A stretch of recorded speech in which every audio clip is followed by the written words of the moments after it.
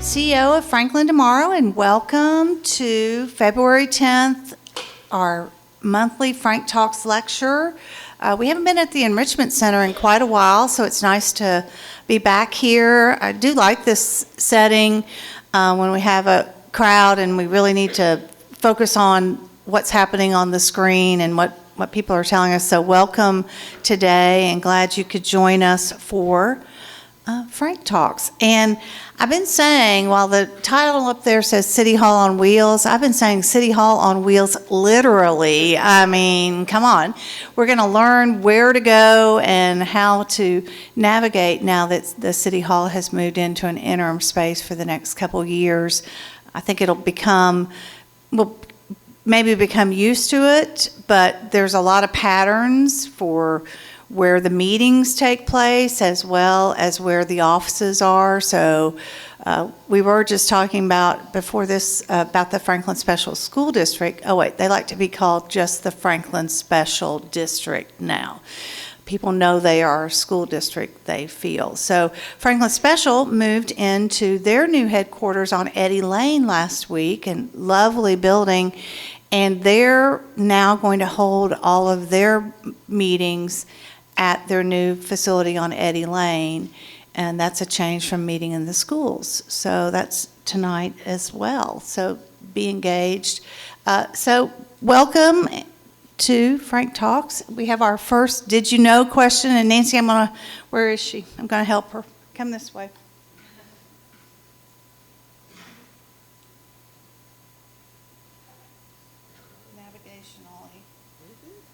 Navigationally, it's a challenge up here. Okay. Well, at least I can still move. Yes. Good morning, everyone, and thank you for being here and being a part of Franklin Tomorrow. So, today we're talking about Franklin City Hall. And when the building was first built, it was built to be a retail shopping mall, and that is what it was used for. Then later it became a government, Franklin City Hall. And of course, as you know, now it's to be torn down and build a new city hall. So look at the changes. Now to your quiz question. Okay, and Mindy, Emily, help look for those that raise their hands and answer correctly first. What year did the city of Franklin move in and it become officially used as Franklin City Hall? What year? Oh, no, you can't answer that. You wrote the story. Anybody? Frank, no. 1982. Oh, close. Cigar. Don't say that, Alan? Mindy. No. No. Brenda? No. 91. No. 81 is correct. You got it. 1981. Okay. Now be very careful. Okay. 1981. I came to Franklin in 1982 as a summer intern at the Review Appeal newspaper from MTSU. And what was funny is I had shopped in that mall. I grew up in Nashville, and we came down and went to Carter's Court, to Miss Daisy's, or to the Maple Fox on 2nd Avenue, which is where Pull-Tight Theater is today. And so I'd been in there to shop, but then I came and it was City Hall, and Marshall Liggett, who was the city administrator for 45 years, dear friend of mine, but I worked for Dorinda's mother at the Review Appeal, and we had a lot of that building, the City Hall meeting room. I don't think it's changed very much. I think it looks very much the same as it did in 1983, and I think it still has the same microphones. But that's all. So, thank you so much to our partners who help us put Frank Talks together, and I think I did that badly. Thank you to Atmos Energy, who is a sustaining partner for Franklin Tomorrow. We appreciate their support of all of our events, as we do with Reagan Smith, which is a Pape Dawson company, and they have been very supportive. Scotty Bernick is here. Christina Christensen is here from Atmos. Scotty Bernick from Reagan Smith. And we have Greg Broy from Williamson Health, also a sustaining partner.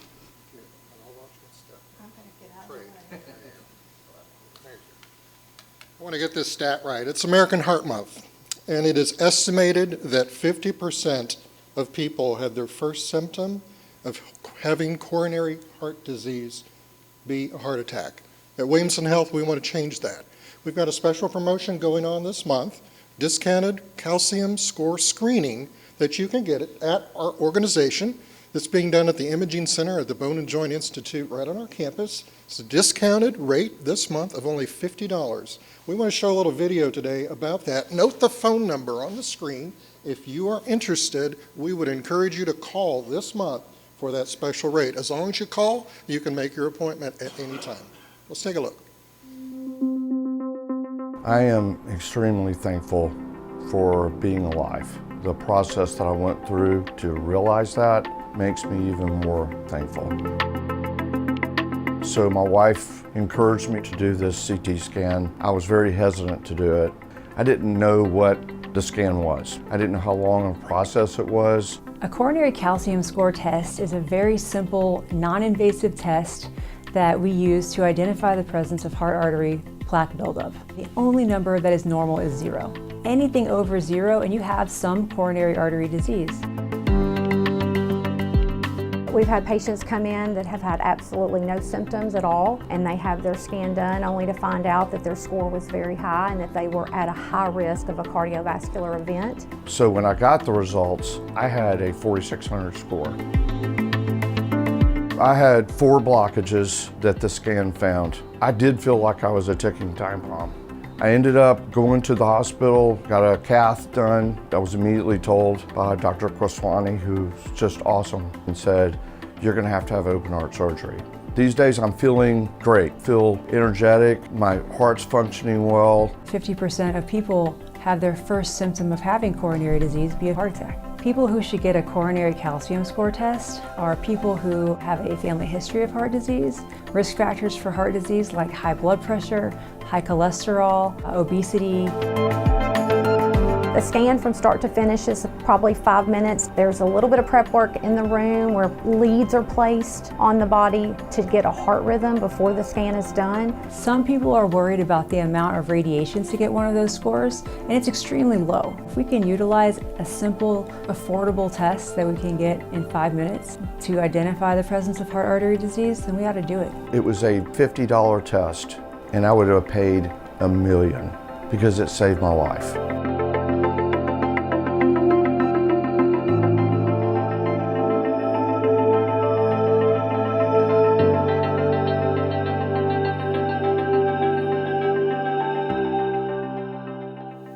Thank you so much. I had the test last year, and I felt really at ease, and I will probably have it again this year. I lost a brother this fall to heart disease that was sort of a shock. So I want to make sure that we watch that as a family history, and I would encourage each of you to think about that as well. So, oops, I keep doing this. She's going to kill me. Emily's going to kill me, y'all. She's going to fire me. Our presenting partners for Frank Talks are Renaissance Bank, and we have with us today Tony Sharp, Tina Anderson, Diane LeBlanc. There they are across the room. Wave, and we have a little video from them as well.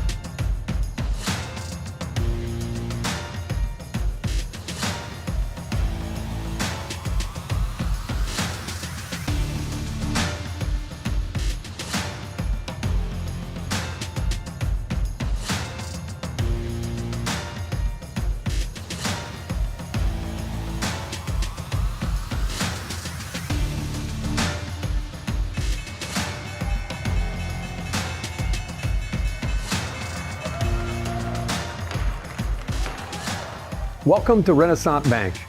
Welcome to Renaissance. Welcome to Renaissance. Welcome to Renaissance. Welcome to Renaissance. Welcome to Renaissance. Welcome to Renaissance. Welcome to Renaissance. Welcome to Renaissance. Welcome to Renaissance Bank.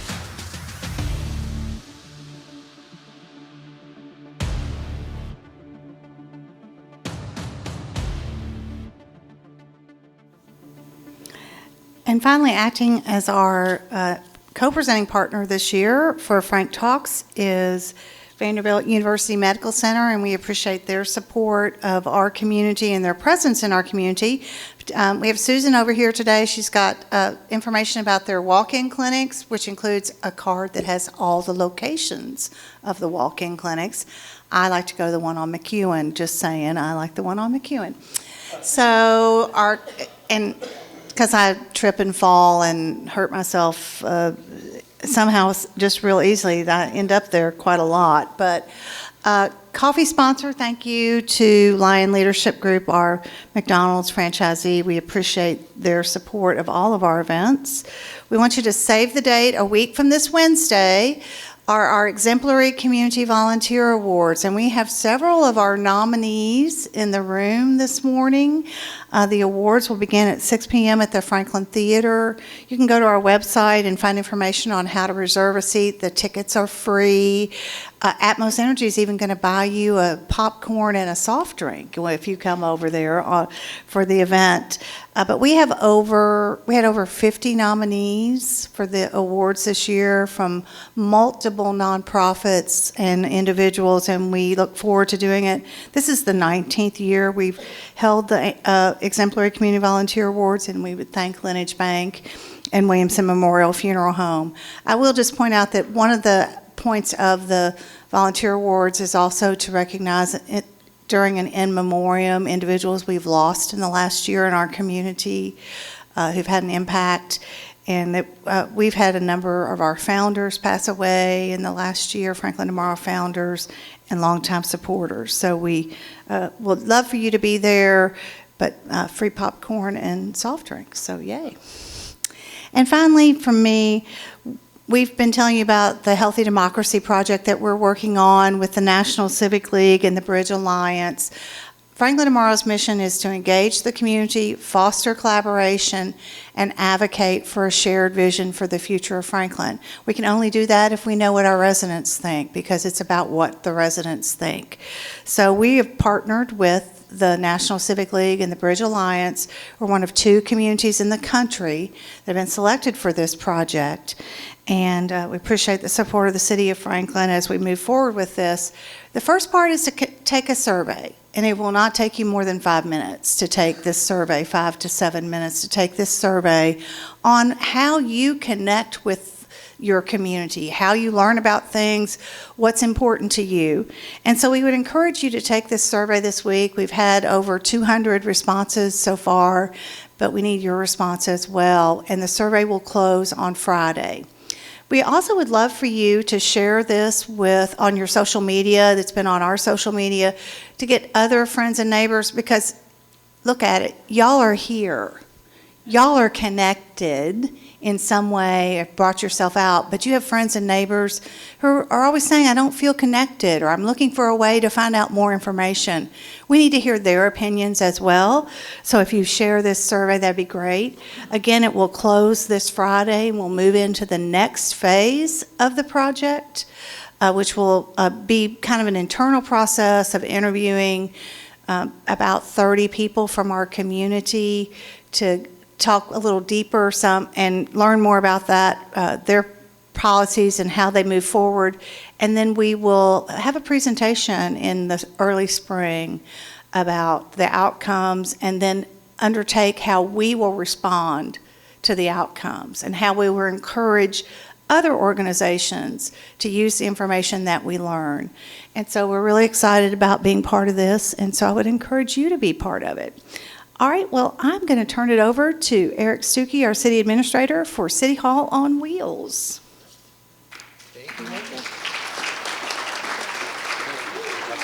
Watch out. We don't want to send you to the walk-in clinic earlier than you need to go. Good morning, everybody. Thank you so much for being here and for engaging in your community.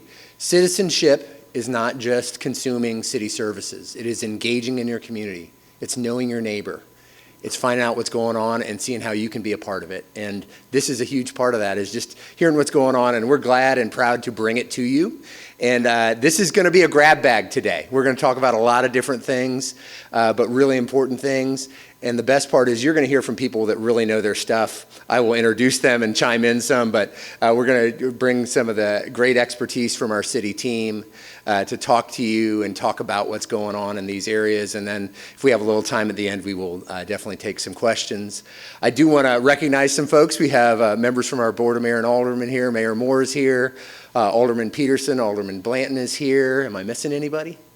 Thank you for being here. Thanks for the service of the board, the leadership they provide, the guidance they provide, the connection they provide in the community is so critically important to what we do and how we do it.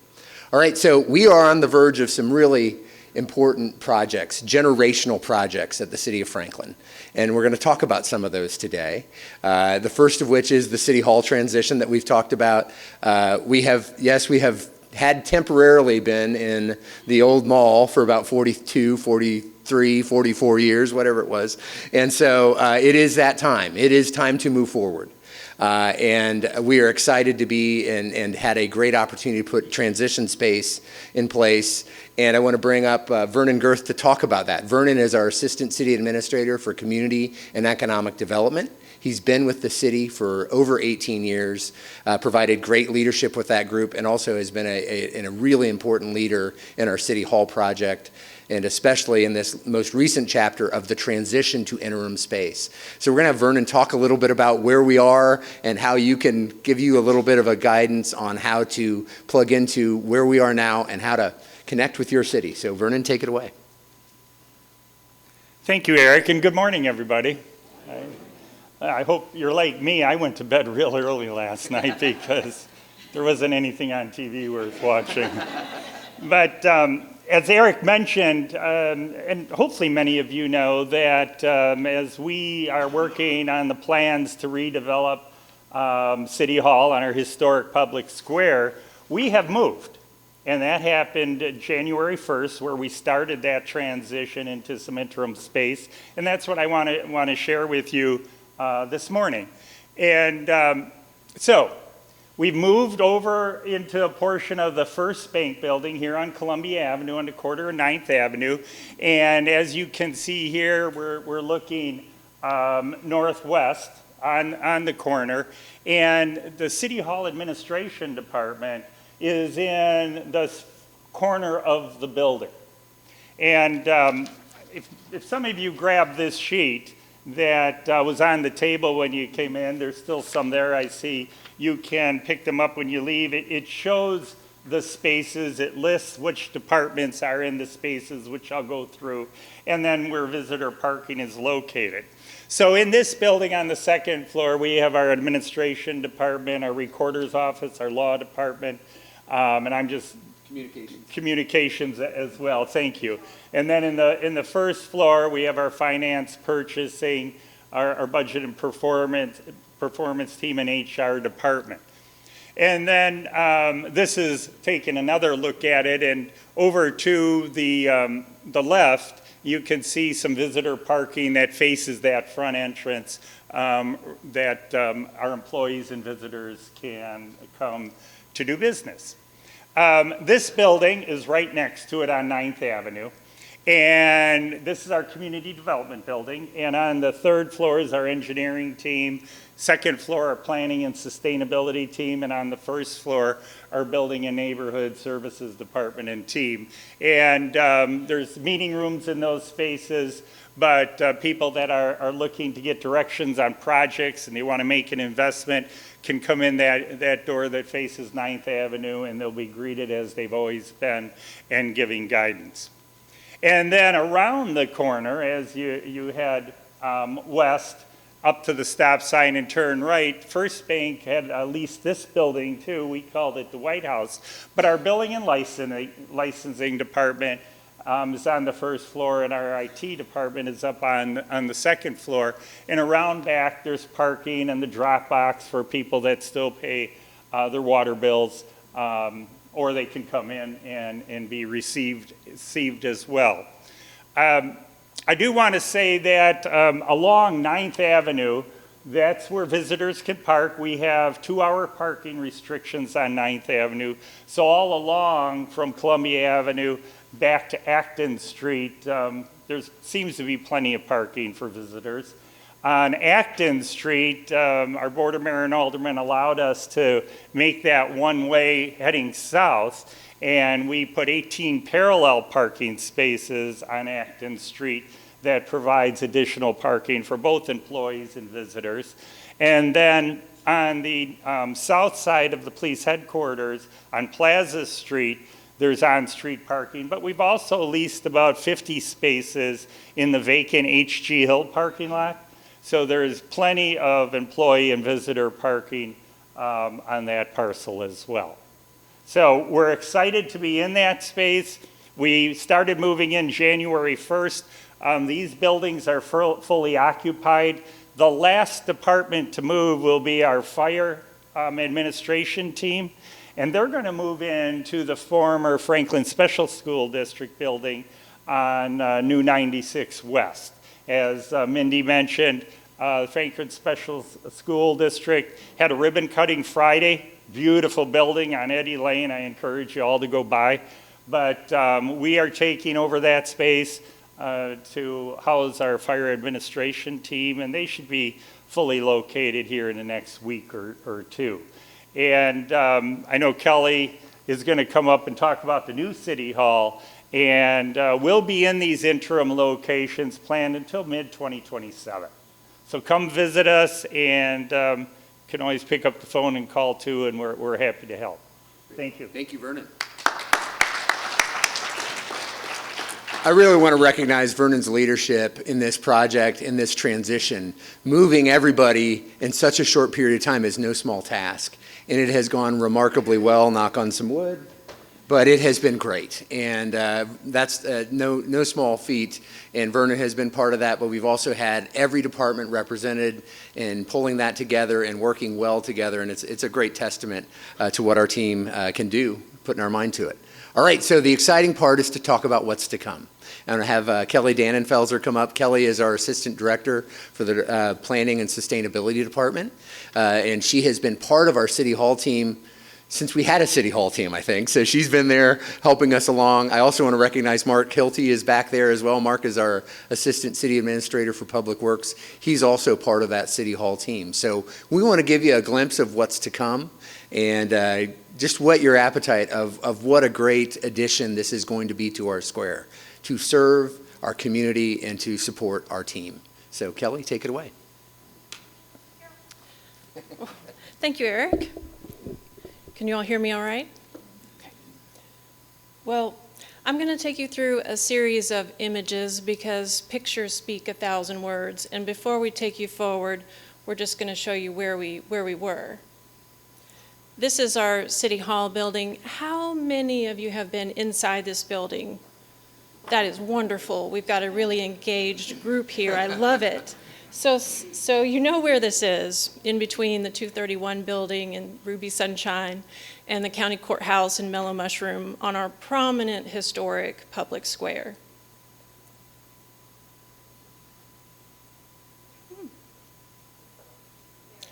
Oh, there we go.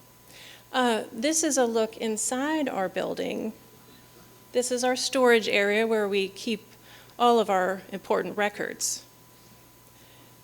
And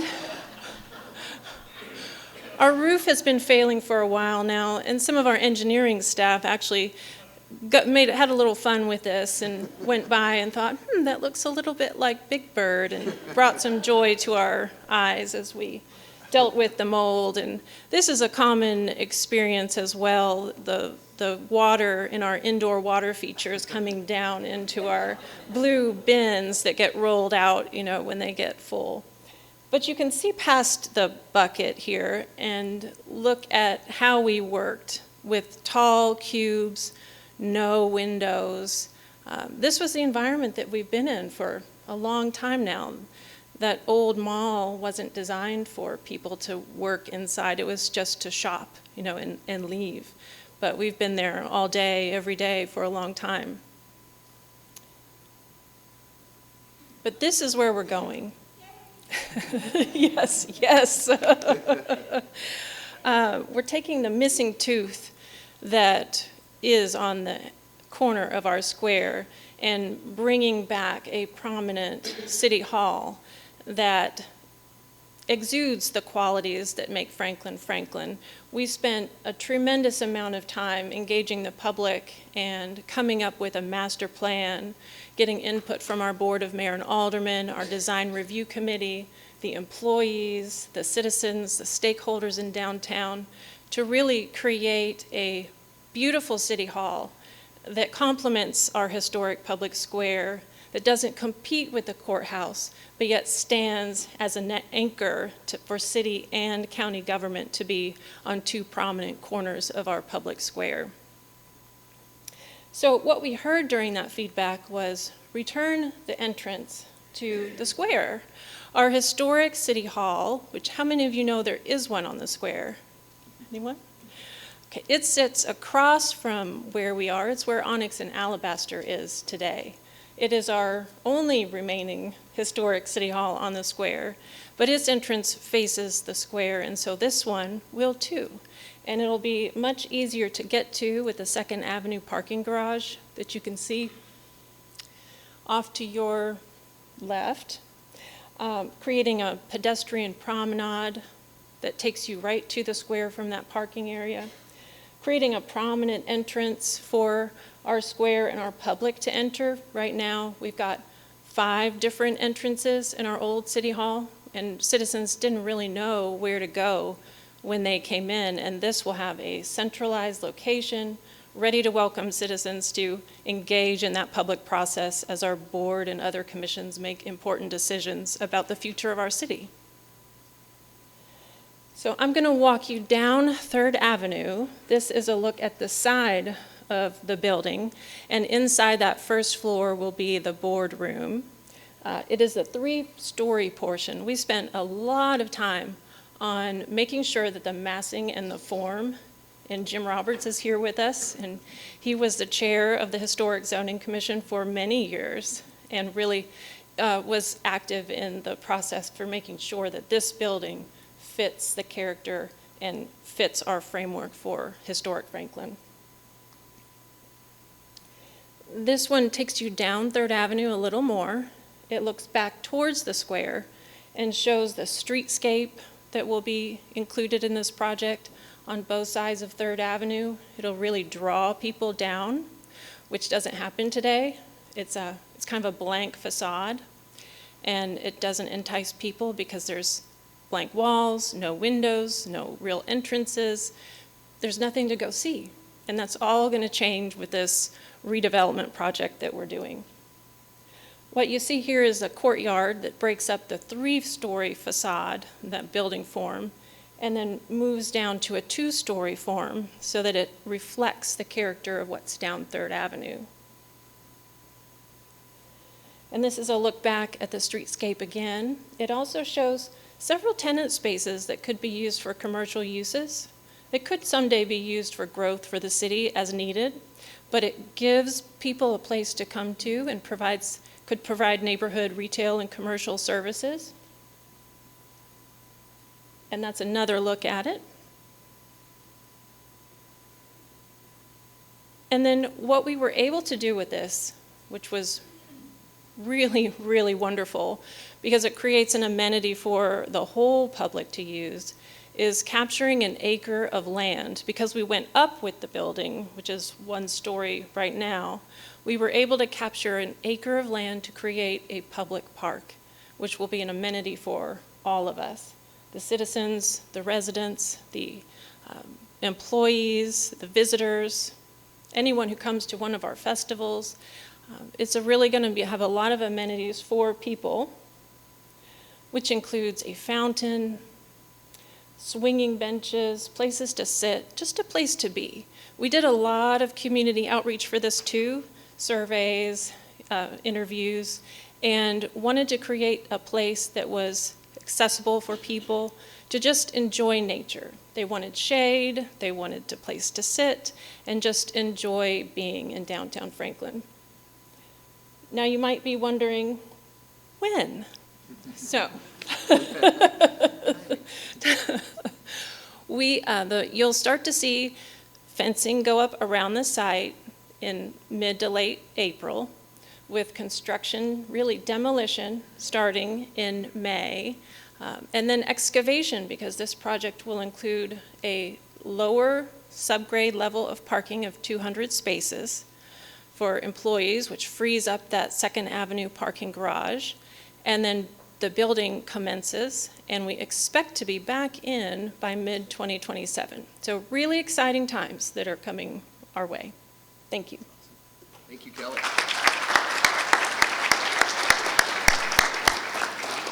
So one of the key components she talked about at the end is the addition of parking to downtown. There's a net addition of, I think, around 138 additional spaces from adding that parking that'll be really the foundation of New City Hall and the park above it. So that's a great addition, and we are so excited to be moving in that direction. I will tell you, when I interviewed for this job 16 and a half years ago, they said, we're going to be building a City Hall any day soon. It's going to happen. And we're here, and I bear some responsibility because we made some prioritization of some other projects that serve the community really, really well.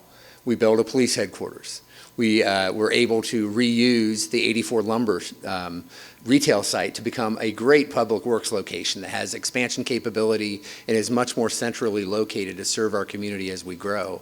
All those kind of shifted the priorities around, but served us really, really well, and we're excited to be on the cusp of delivering a great civic space on our beautiful square. And so we're very excited to have that. All right, our next item, we're going to shift gears now, and we're going to talk something that people very rarely talk about in Franklin: traffic. One of the things we engaged you all in, and I'm sure many of you took this survey, but is work around safe streets and roads. And we gathered input, but it's also an opportunity to look at where we are, and it lays the groundwork for pursuing grant dollars down the line. We've worked with Kimley Horn. We have Kevin Tilbury with us from the Kimley Horn team, along with our traffic engineering staff to help lead that. David Chang is back here from traffic engineering. He presented last year at one of our City Hall on Wheels sessions as well, and we want to give you an update of where we are and a little bit about where it's going. So Kevin, come on up. And Kevin is a Franklin resident, just recently moved his residence to West Haven, so we're glad to have a Franklinite helping lead the way. Thanks, so, Eric. take it away. And I lived here, I've been here about 17 years, I think, in total. So I lived in Polk Place before I moved to West Haven. But good morning. Thank you for joining us on a chilly morning. It got cold again. We had some really nice weather, over the last couple of weeks. So for those of you that are new to Middle Tennessee, we had what's called the first spring. And so we'll have probably a second and a third spring before we get to the actual spring, where it's safe to plant things, and that's around Mother's Day. So, but one of the things, while we can't plant flowers and things, but one of the things that my wife and I like to do when we do have nice weather is we like to get on our bikes and we like to ride. And we go to a couple places. We'll ride our bike into downtown, or we'll ride our bike into the factory over the cool new bridge, the pedestrian bridge that was built recently. If you haven't been to it yet, highly recommend it. Go check it out. It's really interesting. But that's what brings me to what I wanted to talk to you about today, and that's the safety of our streets in Franklin. The United States Department of Transportation has made safety one of their top priorities. And what they've said is we're going to invest in communities that also make safety a top priority. So the city of Franklin applied for and was awarded a grant to complete what's called a safety action plan. And so essentially what that does is it's a comprehensive study to understand what are the issues of some of our safety issues around the city, and then to come up with a plan to address that. So this isn't the first time that I've spoken to this group about this topic. How many of you were at Brightstone back in November when we had Frank Talks there and we came out? Do you all remember that? All right, I'm going to test your memory here. I threw out a statistic. I asked you in 2023, how many crashes were on Franklin streets in 2023? Do you guys remember what that number was? If you do, if you know it, I'll be impressed, because I had to look it up again too. 1,700. There were 1,700, and that could be anything from a fender bender to a more serious crash. So of those, how many very serious or fatal crashes do you think there were in the city in 2023? There were 16. So how many of those 16 were acceptable? That's right, none of them are. And so that is the goal of the safety action plan, is that no fatality or serious injury is acceptable, and so we need to come up with a plan to address that. So since we last spoke to you in November, we've got to work. We've taken some of the crash data and some of the injury data, and we've analyzed where those happening and where are some of the, what are some of the worst repeat offenders? What are some of the streets that constantly we see safety issues? And so we developed what's called the high injury network, and that's what you see on the map here. So this is a reflection of what the data says, where there are a significant number of crashes, where there are a significant number of fatalities or serious injuries. We also look at what are called vulnerable road users, and so those are pedestrians, cyclists, folks that if they get in a collision, they're probably going to be seriously injured. We also looked at risk factors too. So we were able to use data derived from cell phone usage to understand where there may be some risky behaviors like some close braking or speeding or things like that. And so all that data is encapsulated on what you see right there. And that's what we call the high injury network. So that's the focus of our safety action plan. And some of you look at that map and some, those are roads that you travel every day and they probably check off some of the boxes in your mind. I know for sure 96 around the interstate, I'm sure, is one that probably checks a box off in your mind, and some others as well. And I'll be happy to answer questions on that later. So this is what the data says. We also wanted to talk to the community and hear what they say, because sometimes, there are issues that you may see that don't necessarily reflect themselves in the data, or you may get out and walk more if you felt more comfortable, and some of those things aren't reflected in the data.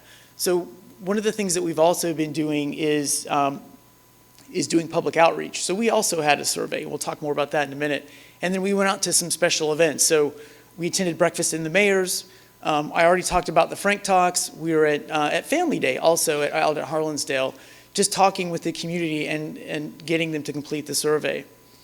So we got about 750 responses, and we do safety action plans all over Tennessee and all over the nation. And I'll tell you, in terms of response rates, Franklin is towards the top, which is probably not surprising to anyone. What was really interesting, we looked at the responses, and in early November, we saw this big spike in responses. And I'm like, well, why is that? What happened?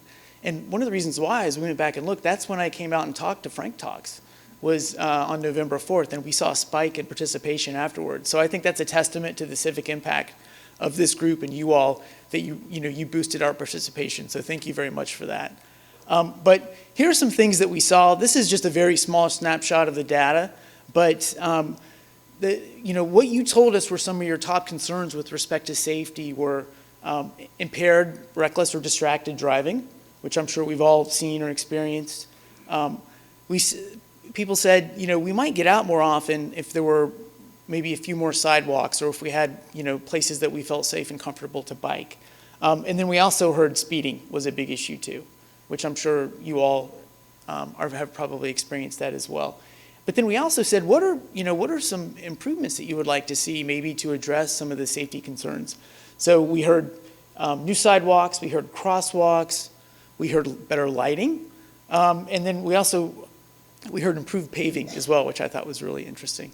One of the things that I didn't put on here, which I thought was interesting, was you told us roundabouts were something you'd like to see more of.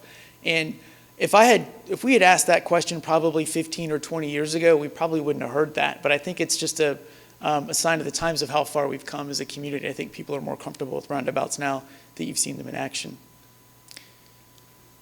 So we're in the process of analyzing the data and then what you told us to come up with some improvements. And so that's where we're going next, is there are a toolkit of strategies that we can use that have been proven to address some of the safety issues that we've had. So we're obviously not the first community to encounter safety issues, and we've studied the types of improvements that are most effective and come up with a toolbox to address them. So they could be things like enforcement to handle some of the reckless or impaired driving issues. There's also design, things that we can do to better design streets to maybe eliminate some of the dangerous driving behaviors, some of the speeding, and then facility improvements like better crosswalks, installing sidewalks, more of the great multi-use paths that we use quite a bit, all those types of things. So that's what we're in the process of doing right now. We'll probably come back out in a few months and share what we've done and collect some feedback. And then we've got to have our plan adopted by the Board of Mayor and Aldermen. So in the spring, we'll present a plan, and then the Board of Mayor, the BOMA, will adopt it. And what's really important or exciting is that not only is USDOT willing to invest in communities to develop a plan for safety, but they're also willing to invest in communities to fund projects, implementation of some of the recommendations. So that's where we're going. Once the plan is adopted, that gives us the ability to apply for grant funding for implementation. So some of the improvements that we'll recommend, hopefully we'll get funding to implement. So that's what's next. So that's kind of where we are, and I'll be more than happy to answer questions, but I think we're going to hear a little bit more first. So thank you. Hey, watch out. You're hooked. Thanks. Appreciate that very much. Thank you, Kevin. And Kevin's worked really, really well with our city team in bringing these ideas forward. It really does touch on many aspects of what we do. It's got an infrastructure component. It's got an engineering and design component. It's got our paving and our public works team and how we maintain what we maintain in terms of infrastructure. So now we're going to talk about infrastructure, our 10-year capital investment plan. And about 9 years ago, we enhanced our funding capability locally with a program called Invest Franklin. And we dedicated a portion of our property tax to funding infrastructure investments. Now, we leverage that very much against grant dollars and other opportunities to fund. It is a plan that is a balance of debt, probably around 40% where we issue debt, and around between 50 and 60% where we are using various cash resources to deliver projects. But we really enhanced our ability to deliver more for the community, and we continue to build that plan out, and we refresh that 10-year plan. So now we're going to have Paul Holzen, who is our city engineer and our director of engineering and helps lead that team, talk a little bit about where we are in this update of our 10-year plan and walk you through that. So come on up, Paul.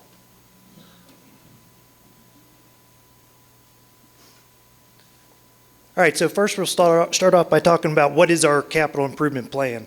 Essentially, it's a separate planning document that we go through that is done in conjunction and then well coordinated with our annual budget. And so generally if a project's over about $500,000, it falls into this category. We break it up into different groups or funding sources, and then we prioritize, rank those at a staff level, and we base that off of a lot of things: our strategic plan, traffic, safety, as we just got done talking about, congestion, and economic development. We look at a lot of those different factors, and then we spend a tremendous amount of time working with our board to eventually allow them to prioritize and fund them. And we break them up into emergency services, general services, which is essentially facilities, city hall, parks and rec, stormwater, and then transportation, which is our roadway network. We look at that about every 2 years. So before we get into this latest update, let's look at what we accomplished this last year. So we have a huge team that is, one, dedicated to just delivering capital projects, but then we have our public works group, our planning department. So there's a huge group of people that help contribute to these projects, finance, our law department. And so this last year we got done Baker's Bridge repair, Spencer Creek culvert repair, Mallory Lane Bridge repair, Pratt Lane Bridge replacement. Jordan Road is finally done. I started that in 2009. We finally finished it this year. Thompson Alley Pocket Park, a beautiful park over off Lewisburg. And then West Main Street Bridge repair. And again, we deliver a ton of projects, and we are committed to continuing to deliver projects. And our board does a great job of funding not only private development, but also public improvements to support that development. So projects that are under construction right now is the Harlansdale main barn restoration. We're getting ready to start construction on Lewisburg and Donaldson Creek intersection improvements. And then Bicentennial Park is also under construction. And my understanding that groundbreaking was in 1999, and I also got to start that in 2009. So I cannot wait to actually see that facility get done. This last year, 2 major projects were bid out. That's the Southeast Multipurpose Field or Park, and then McEwen Phase 4, and I cannot wait to get both of those under construction. So this is a list of projects right here that is currently funded by our board, and you can see the projects that are under construction right now. Bicentennial Park, we have a U.S. Army Corps home raising project, the main barn at Harlansdale. I've put Southeast Municipal Complex in there because we're getting ready to have our pre-con, and the same with McEwen Phase 4. If you want to dig into this, you can definitely go to our website and look at it. I'll also tell you that Lockwood Glen or Robinson Lake has been bid out, and it's to be determined whether it gets funded or not funded. But again, we have a huge group of staff members that are dedicated to trying to deliver these projects. I'm very excited because in May of 2025, we should be opening Bicentennial Park and the main barn at Harlansdale, 2 great projects very close to our downtown. And then the Southeast Municipal Complex and East McEwen Phase 4 are about 3-year projects, both very complicated and big projects. And again, we look forward to getting those done and delivering those. So digging into our current CIP, which is what our board's looking at right now, we have about 52 projects listed. And again, those are 52 projects that either the board thought or city staff thought were needed over the next 10 years. That's about $634 million of project needs. And again, if you look at how much funding we have, we work with our finance team to determine what is our funding capacity over those 10 years. So again, we're looking at short-term needs and long-term needs to make sure that we have adequate funding now and in the future. We have about $134 million of funding right now. So there's a lot more needs out there than actual funding, and we continue to look at that. I laugh because Kevin recently moved from Polk Place, where he sat in the traffic backup of Southeast Machatcher, to West Haven, where he sits in the Northwest backup. I also sit in Southeast every single day. But what I would tell you is right now, neither Machatcher is included in TDOT's 10-year plan. So that means in the next 10 years, neither one of those projects are slated to happen at a state level. What I would say is that city staff is working really hard with TDOT to try to identify funding, and I think we'd all agree that we cannot wait 10 years. So there are a lot of conversations going on with TDOT of how to deliver those projects. They're both projects that can be done pretty quickly because we own the right-of-way. The majority of the utilities are out of the way. It just shows there's a big funding need at a state level, and again, there are ongoing conversations constantly of how can we bring those projects forward and deliver those to the community. So what we did is we recently went through with our board and ranked all those 52 projects, and really what we're looking for is where is there concurrence among our board members and what projects should we bring forward? And the way I look at it at least is, are we getting 5 votes or more? And the projects that stood out or actually came out was Goose Creek Bypass and Carruthers Parkway Extension. So think Goose Creek, interchange, that area, that's really our high growth area. So that project not only helps traffic long term, but it also supports future economic development, which is where all the growth is going, mainly because it's got a good interchange there and a lot of the sanitary sewer infrastructure is there, the water's there, and it just makes sense from a development standpoint. The other projects that jumped out were Eddy Lane, which I never thought I'd get to possibly build Eddy Lane, but that's really supporting the factory district, right? And all those residents and providing connectivity in our downtown area. So I was excited to see that project come out on top. And then South Margin Street and Fifth Avenue intersection. Again, we have a high accident count there. The signal's warranted. And it really from a safety standpoint is why that project, I assume, got ranked high by our board members. Next one is Mallory Lane and Cool Springs Boulevard intersection improvements. And that's an example of where we have heavy congestion, but we're making an investment to really support existing growth, existing businesses in that area, and potential future businesses, especially if you think about the Cool Springs Mall or Galleria redeveloping and turning those parking lots into new buildings and parking garages and structured parking. So we're really trying to support existing businesses in that area. Another project that came out high was the Fire Station 3 upgrades. Due to funding availability and categories, we're going to probably revisit that a little bit with our board, but it did rank high, so I included it on this list. And ultimately, the next step is for our board to really finalize that list and move these projects into that 10-year plan, and we'll start working to deliver them. There's still additional funding capacity, so we're going to go back and work with our board to try to find where we have more concurrence and what those priorities are, and we continue to evaluate this, and it's just a testament to how our board is really trying to keep up with growth and deliver infrastructure with development. Thank you, Paul.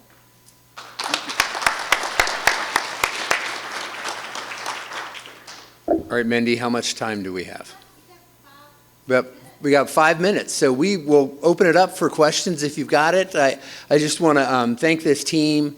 You can see there's a lot of pieces and parts moving, and especially on these capital projects. These are generational projects. City Hall, Southeast Park, board's considering a naming of that park in honor of the late Pearl Bransford. That's on our upcoming agenda. We've also got McEwen Phase 4. That's an interesting project. We just awarded that bid at $46 million. Over $30 million of that is coming from federal resources. We've been able to leverage and build that. It started with a $10 million grant when we were doing initial planning, and we've been able to layer on to that, because once you're checking the boxes for federal dollars, you might as well go for everything you can. And we're not done. We're going to keep looking. Staff says there may be some opportunities for some of the trails that are part of that project to get funded from some other outside state and federal resources. So we try to leverage those everywhere we can. And that's how we turn what originally was, when we first talked about Invest Franklin, around a $75 million plan or capacity.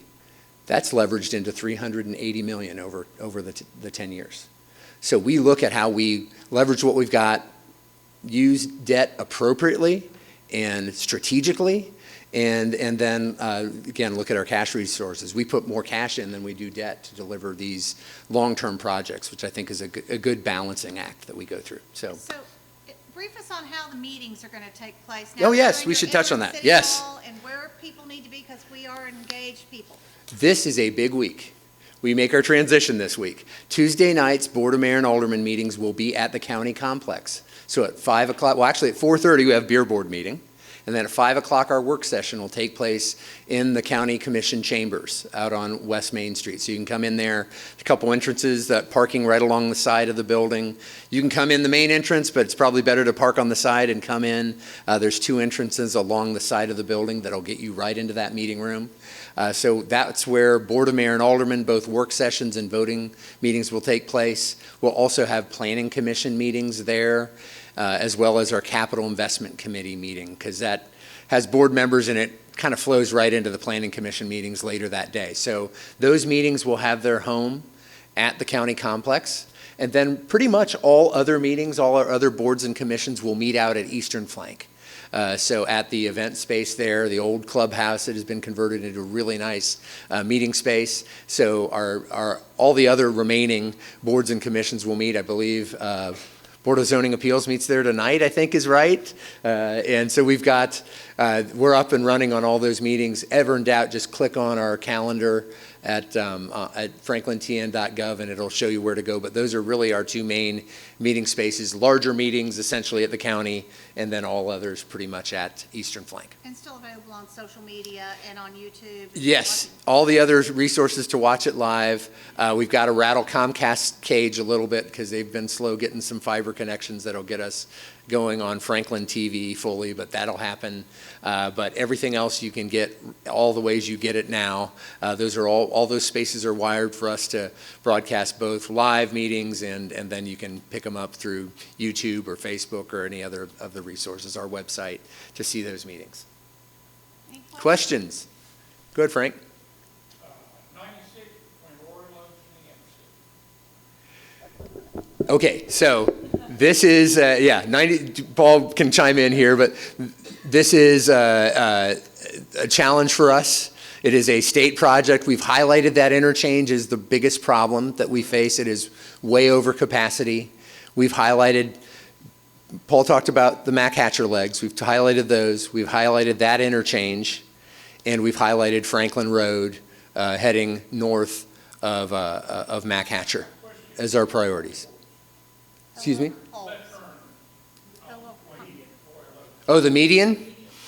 So yes, we're improving that safety. We're going to build a median there.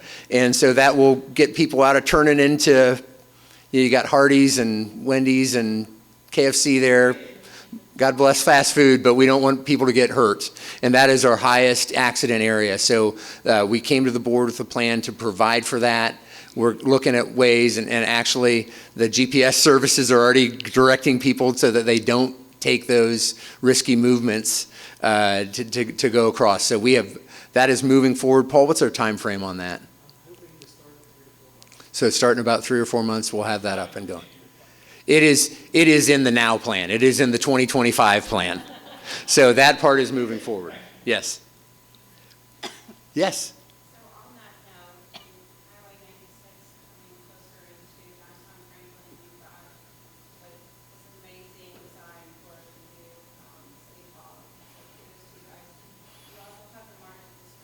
Mm-hmm.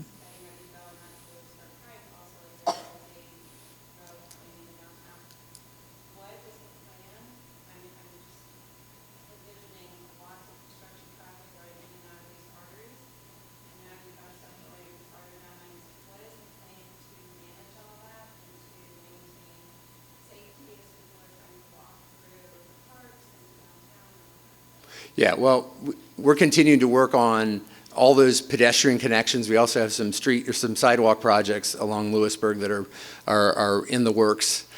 So we look at how we stage them, and every project has a safety plan with it, and we look to maintain pedestrian traffic. One of the things we're working really hard on with City Hall is to make sure that 3rd Avenue traffic continues throughout the construction project. There may be intermittent closures, et cetera, but to maintain access for both pedestrians, drivers and bicyclists is something we look at with every project. And how do we maintain safety and look at that? That's a charge we put on private development as well as ourselves when those projects are ongoing. There are times where strategically you have to shut something down to really make progress. We look at when that makes sense to do. We'll coordinate all this with community calendars like festivals and events, and how do we make sure we are minimizing impacts when those happen. But there are times you're in the midst of it and you just have to work through the best planning you can. Paul and Kelly have been involved in some of this thinking on these projects. You want to add anything else? Yeah, that's perfect. Okay.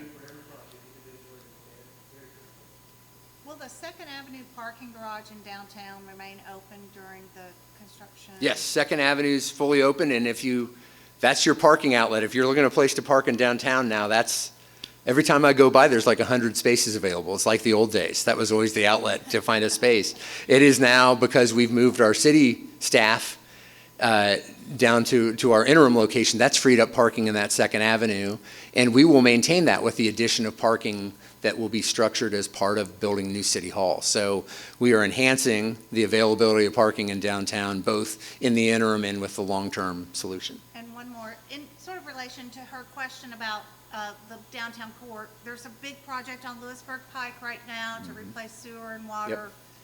And that's dumping traffic on Columbia and other routes. Just tell us a little bit about the life of that project. This is, this is a window of opportunity where we've got money coming back through the state, and it is American Rescue Plan dollars. So it's really 2/3 funded by federal and state dollars, and then we're picking up the last piece.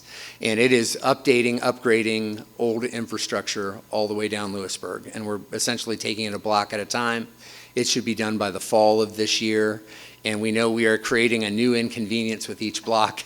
Our first stage was rough, quite frankly, and we replaced the supervision and the crew through our contractor. We needed better performance, and we have gotten it. We've got they're performing much, much better. We're moving much more quickly through these, but it is challenging because you are upgrading old infrastructure in a built-out section of our historic town. And so we want to do that carefully, want to do that in an effective way, but we also want to do it so that we are not inconveniencing you any longer than we have to. But we know we have to get the the old infrastructure out, the new in place. It'll improve the overall performance of the water system and upgrade what we're doing in terms of the transmission lines for sanitary sewer. So it will be a significant improvement to that area. And the great part is most of it is being paid for by other resources than our ratepayers, which is a welcome addition. So we try to post and keep folks informed as we move to each stage. We adjust as best we can to provide access when we can. I know it's frustrating at times, but we are continuing to work through it and take it each stage and try to provide good guidance. We'll be looking at some changes with how South Margin functions structurally. That board will be talking about that on Tuesday night.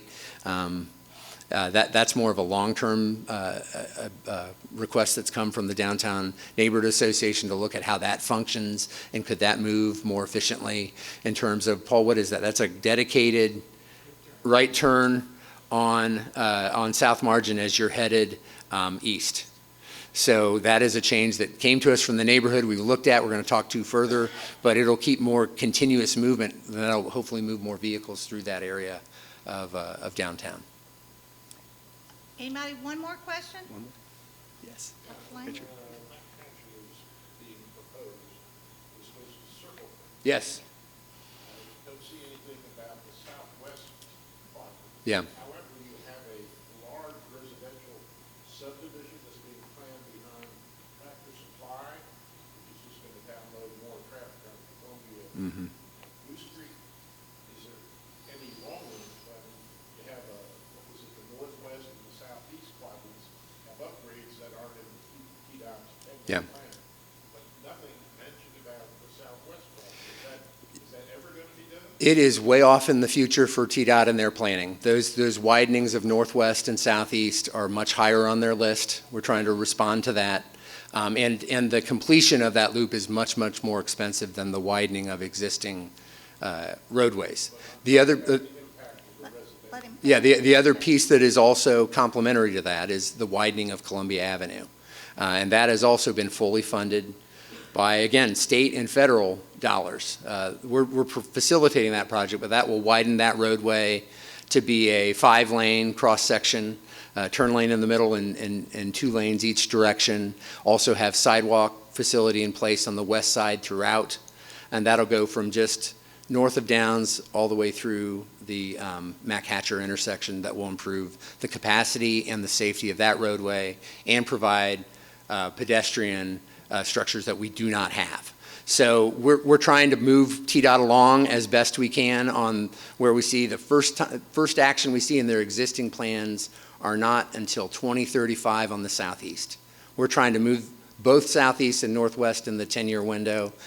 The alignment for southwest is identified, but it is way down on TDOT's list, and we got to start somewhere. So we're pushing where we can, and that I think that's still many years out, but we'll continue to raise it along with the other priorities. Let's thank our panel. Thank them so much. Oops. Don't forget, there's the survey again. Don't forget, if you didn't take a picture before or get the QR code, it's on our Facebook. We'll put it on social media again this morning. But we would also love to see you on the 19th at the Franklin Theater at 6 p.m. You can reserve a space. We're right at 200 in a 320 space theater, so we're glad to see the excitement about that. And remember, Atmos is going to buy you popcorn and a soft drink, and so that'll be fun. Make it a date night. Make it a date night, yeah. Who will know? Who will know? But thank you so much for being here.